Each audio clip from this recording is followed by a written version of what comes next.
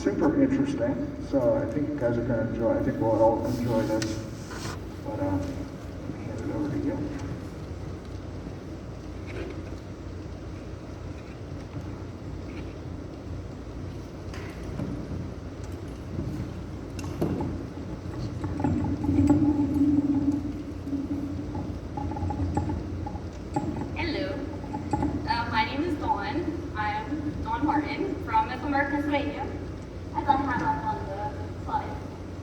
Those are my parents and a little bit of my background. I am ex-Old Order Mennonite, very similar to Amish, but there's a little bit of differences there.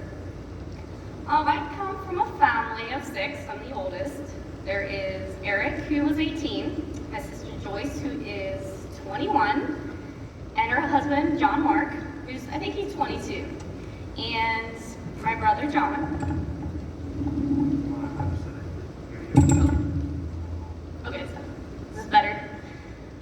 And my brother Johnny, who is 15, my brother Joel, who is 13, and Keith, who is, I think he's 10. They keep growing so fast. Anyway, I grew up on a farm in central PA, in Withelberg, as I said, and we did like beef cattle, we had chickens, and my dad had his own construction business.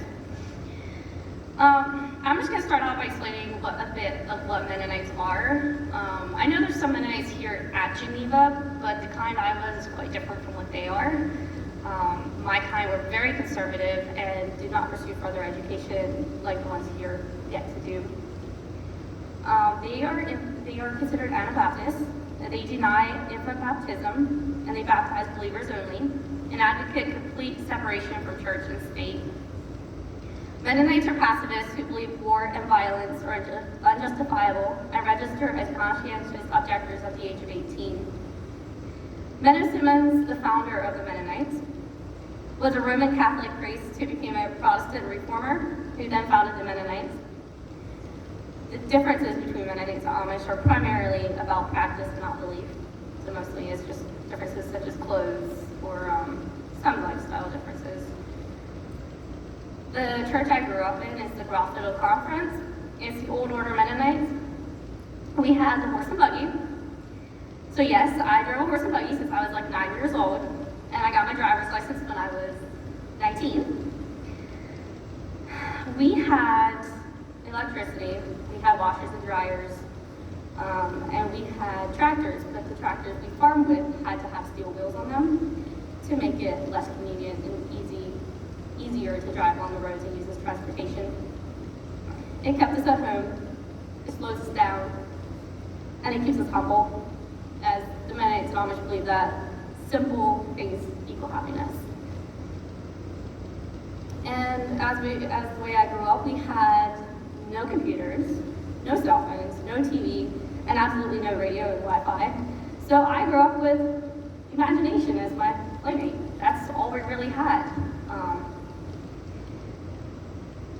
We would play in the woods all the time. We'd be cowboys and Indians. I would be a pioneer going out west. We would create teepees, and we would have campfires and all of that. Dr. Soar wanted me to talk a bit about the gender differences in this kind of environment, and there's quite a bit. Part of me was hesitant to talk about it because it's a very touchy subject, and this is just coming from my experience. This is not generalizing everything. I mean, I have had a lot of people tell me the exact same stories, but I know everyone has a different experience, so this is just my experience. The system is very patriarchal and very hierarchy. The men, the older you are, the more superiority you have in the church, and the more you are listened to, and the younger you are, the more you are expected to follow in the older men's footsteps. Same as the women. Older women are considered leaders for the younger women. We are supposed to follow by their example, which I feel like most people do anyway. And as you can see in this picture, my mom is wearing a very long dress with an apron. She is wearing her everyday clothes, which she would wear to just work on the farm.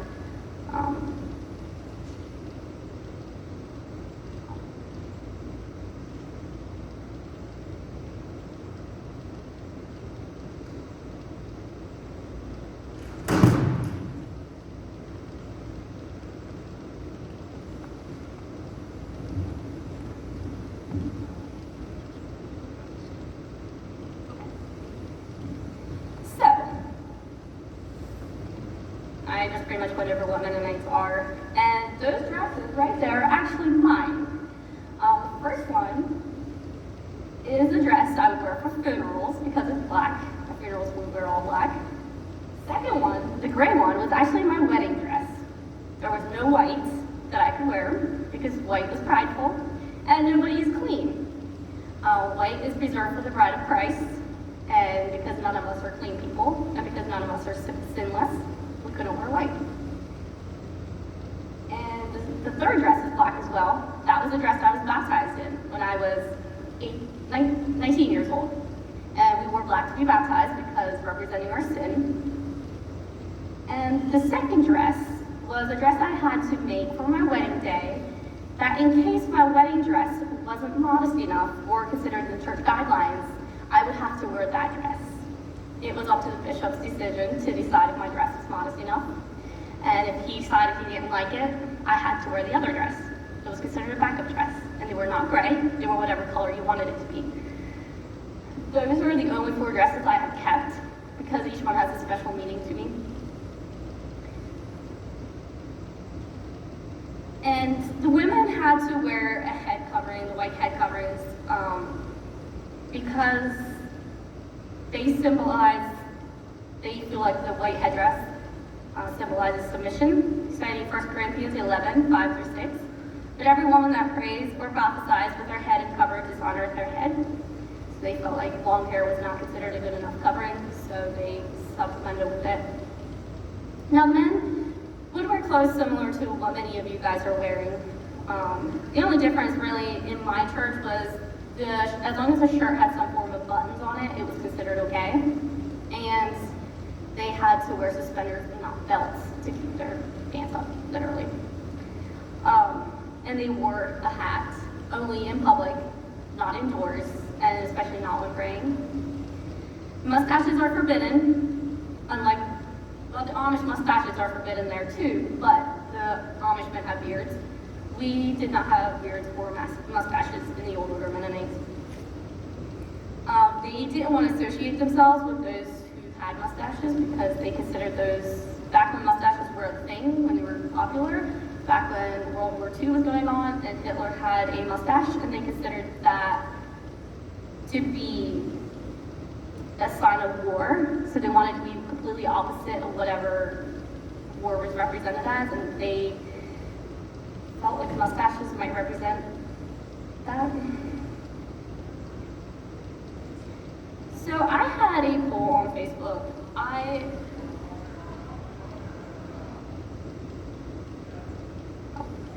Okay, I'll quickly go over this. I was born with the liver disease, critical jar syndrome. I am 1 in 100 in the whole entire world who have survived.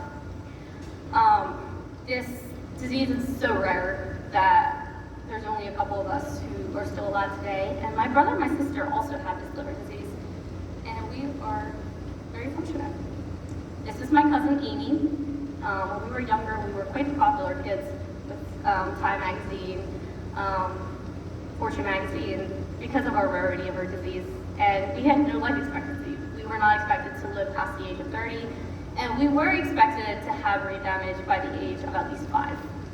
But today, as you can see, we found treatment.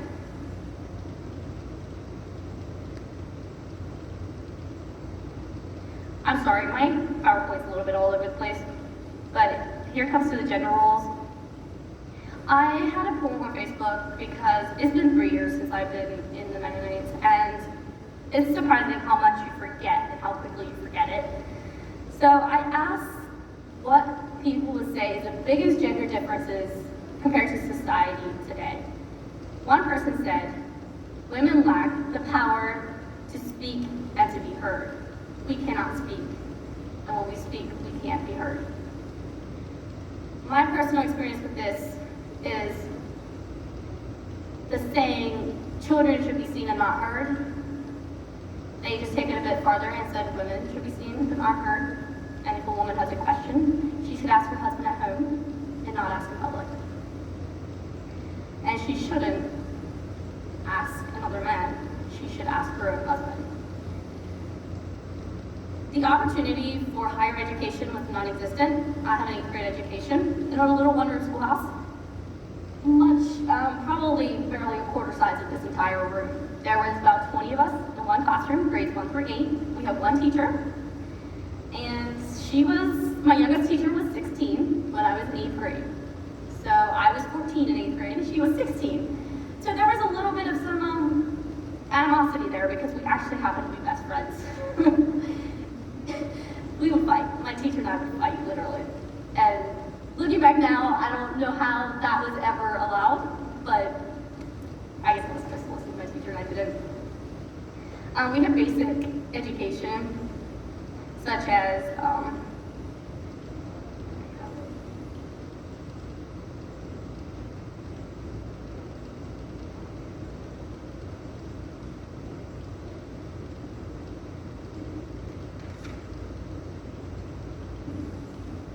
the subjects we had were math, reading, writing, some English, German, social studies, and some basic health principles.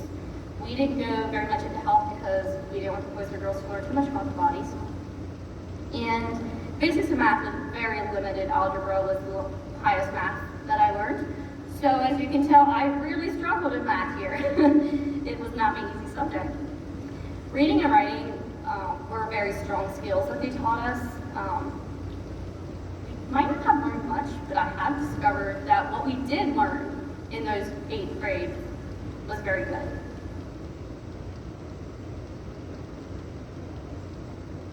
My mom fostered my love for learning. She would buy me $100 worth of books at least every month.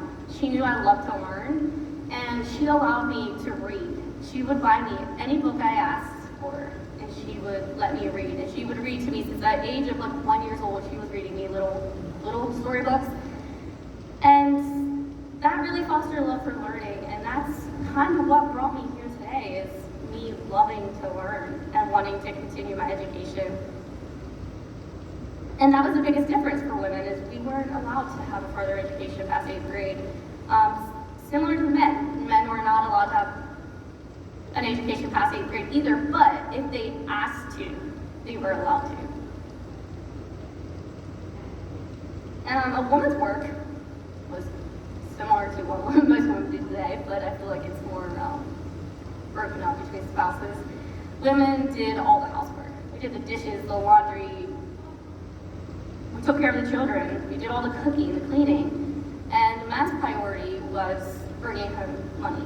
He works away from home, he was a farmer, construction, whatever he chose to do for a living. And the expectation of service was very heavy on the women. We served everyone, and our first service was to our husband. No matter what he wanted, we needed to get it for him, even if it was inconvenient for us. And women are generally primary caregiver 100% of the time. Now, luckily for me, my parents split this role very clearly. My dad helped with his children a lot, and I'm very grateful to my dad today for doing that. I didn't realize at the time what a different family I had. Like, my family was very traditional, but it was still quite different from what most of my friends were experiencing. Most of them never got a hug from their dad. Most of them were never tucked into bed by their dad at night. I was fortunate enough to be able to.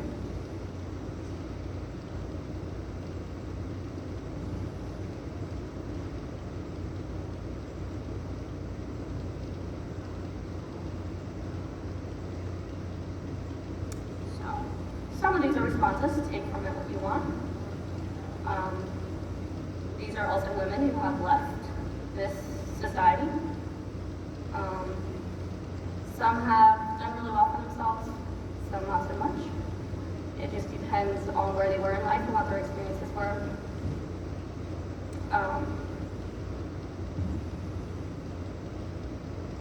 Unfortunately, I experienced a lot of that myself. Was one of the main reasons I left that church, because of the hypocrisy, and what they portrayed was not what it was like inside.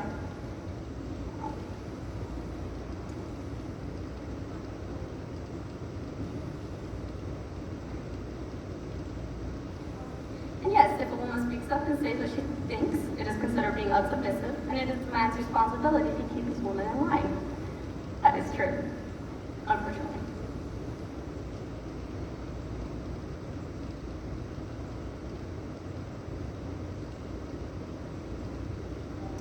In 2011, the liver disease I was born with finally found treatment. That was a liver transplant, and that was the last-ditch effort to try to save our lives. We have been trying gene therapy, but when the Twin Towers were struck, all of the money that was being used for gene therapy was redirected into other funding, and funding dried up, so we had no more options except for liver transplant. And at that point, it was either transplant or die. And transplant at that point was also a death sentence because there was really no good medication for us. I had my transplant here in Pittsburgh, Children's, and that was me, I think, like 2 days after transplant, and I was still in life support.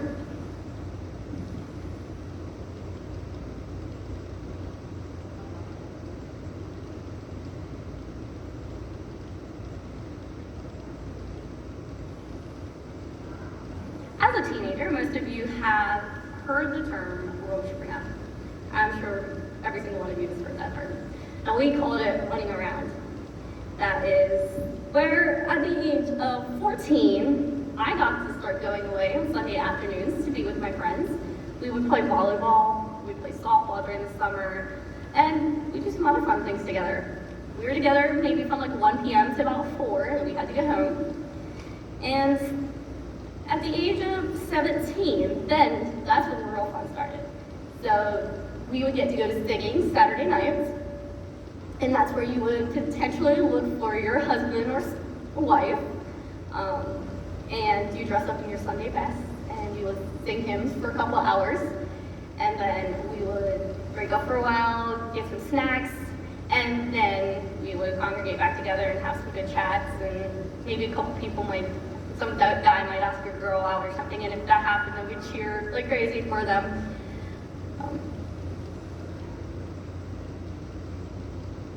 And by the time, most people, by the time they were 18, they were already dating. So I met my husband when I was 17, and we got married when I was 20, which is pretty standard. Very rarely does anyone date past the age of 20, and usually if you start dating someone, you marry them. The idea is to date to get married. Occasionally someone would break up, but if they did break up, it was usually very serious, so we all wanted to know why. That rarely happened.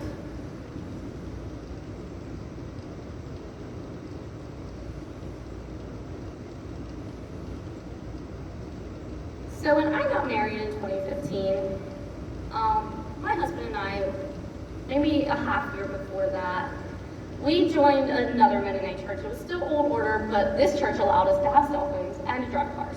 They were the black bumper Mennonites. They were allowed to have cars, but they had to be black and under a certain horsepower. And while the clothes was much the same, the mental part of the whole entire church was completely different. It was more difficult for women than my previous church had been. It didn't look like that on the outside. From what I went on to experience, was definitely the truth. My marriage was really rocky from the start. I mean, we were 20. We got married on his 21st birthday, so we were both very young. And when we were married for 9 months, I got a phone call at work saying that my 18-year-old brother had been in a car accident, but we didn't know if he was dead or alive. We knew nothing. My mom just told me to keep my phone by my side, and she'd give me a call once she knew more. And as the hours went on and I didn't hear anything, I knew something really bad was happening. So I called my husband, he left work, and we drove to the hospital where we heard the news brother and my sister and I, because we all had liver transplants, my brother donated his organs to the third person. His liver is now living on in the third person, which has never happened in the US before. So not only am I 1 in 100, my brother is also the first person to pass on his liver to the third person. So it's been pretty cool. The same night that my brother was pronounced dead, my husband told me he was cheating on me. Talk about difficult. I sucked it up and I planned my brother's funeral because I was the oldest of the family. I took the responsibility on myself. I helped plan the funeral and all of that. We had at least 1,000 people. One thing about the Mennonites is you have a great support system. If anything happens, you're taken care of. That is one good thing about it, is you will always be taken care of. And I didn't tell anyone about his infidelity. I was ashamed because it was my fault, or that's what I had been taught. After about a year of struggling with these secrets and my husband and I growing apart, I finally went to my church leaders and I told them what was going on. Their response? It was your fault. You're not doing your wifely duties. And I told them, that's not the reason. He tells me it's not me. He has a problem. He has an addiction, and he wants help. They told me to go home and be a better wife, to try harder, to make better meals for him, to be there for him. And it didn't work, because that's not the way addiction works. No. Answer. As my one preacher offered to start counseling for my husband, I went with him for counseling, and I sat in the room. He was not a licensed counselor, which is not uncommon in my church society. We would have counseling, but they were not certified counselors. So sometimes there was more damage than good. And unfortunately, we see that a lot. Needless to say, I became very, very angry, very depressed, and I hated life. One day, I was sitting at the table with a group of men and women around me who were supposed to be my support group. They were from my church, and only the men were speaking. The women were silent, of course. And they were telling me what my next course in life should be, what I should do about my husband. And I would never forget the moment of rage that filled me so much when they told me again that it was my fault that my husband cheated on me. And I stood up on that table and I slammed my fist on the table, something a woman has never done to them before, and I screamed. I said, what part of cheating don't you understand? This is not my fault. I have nothing to do with this. I have been the best wife that I could possibly be. This has nothing to do with me. And I told them straight, right there. I said, I am done being Mennonite. You are all hypocrites, and I have no desire to be part of this anymore. And from that day, I left. And that's when the hate messages started. I was condemned to hell because I was no longer a believer. I still believed in God, but to them, I was condemned to hell because I didn't dress in the dresses that I was always taught to wear, as you can see in the previous pictures. And I left my church and I left my husband. During that time, I went through a really rough patch. I would lay in the shower and scream because I didn't know what I wanted. I didn't know what life was about anymore because I had nothing. My family left me. I lost everything. I had my car, the clothes on my back, and my dogs. That's all I had. And one day I just tried to end it all. I took overdosed on pills and I sent a suicide note, text to one of my friends, and I woke up the next day with the police surrounding my bed. I didn't die, and I'm so grateful I didn't die. I didn't want to die. As I've said so many times, I just wanted the pain to stop. It hurt so bad. I was admitted to a psych ward, and there I found a very old, sweet Italian lady who reminded me of who God was. And to this day, I wonder if she wasn't an angel sent in disguise, because she helped me more than anyone has ever helped me. She reminded me of who God was, and that I was still a human being, and that I was allowed to feel things. Because I had so much pent-up anger because of the way I was treated from my church leaders. Soon after that, I had filmmakers from TLC, the Learning Channel, reach out to me because I've been posting some things on Facebook about my journey, and they wanted to put me on Return to Amish Season 5. 2018 we filmed that, and it's on YouTube. And I'm very embarrassed because I hate seeing myself on video. But I would never do reality TV again. It was a great experience though, I don't regret it. After that, my husband and I got back together. We decided to give it another shot. And we've been together for the last 2 years, and just this semester, I found out his addictions are back, and unfortunately, he was cheating again. So this time I said, I've given you 2 chances, this time we're done. So it's been a really tough semester, but it's also been a very good learning experience. It's taught me a lot about myself. I started here at Geneva. I got my GED when I was 18, and I did really well on it, surprisingly, even though I just had an 8th grade education. And the grades I got allowed me to enter here at Geneva. And I was started as a biology major, but because of the lack of science background, I just was struggling. So I switched to political science, and I hope to go to law school once I graduate. Because I've realized that in standing up for myself, I've also have a passion to stand up for others, especially maybe some young women who have experienced what I have and don't have the resources. I know there's many women there, including my mom and my sister, in that society, who are absolutely happy there. And I am so happy for them. I have no desire to take the people who are happy in that patriarchal society away from them. But I want to give them options, that if they desire to leave, they can. I went to Romania for a mission trip, and that was